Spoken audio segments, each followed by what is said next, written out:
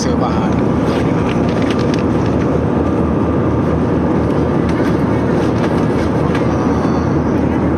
แล้วเบอร์อาหารแบบนี้เนี่ย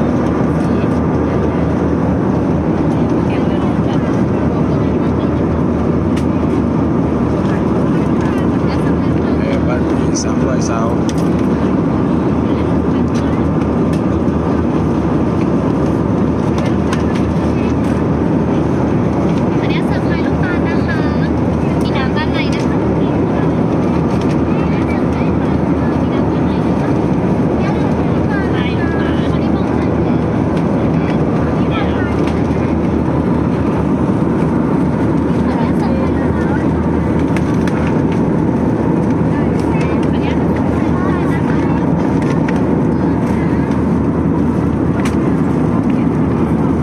เสิร์ฟอาหาร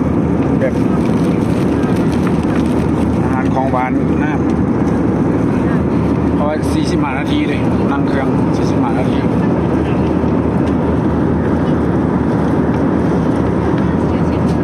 หน้าทั้งหลังเสิร์ฟ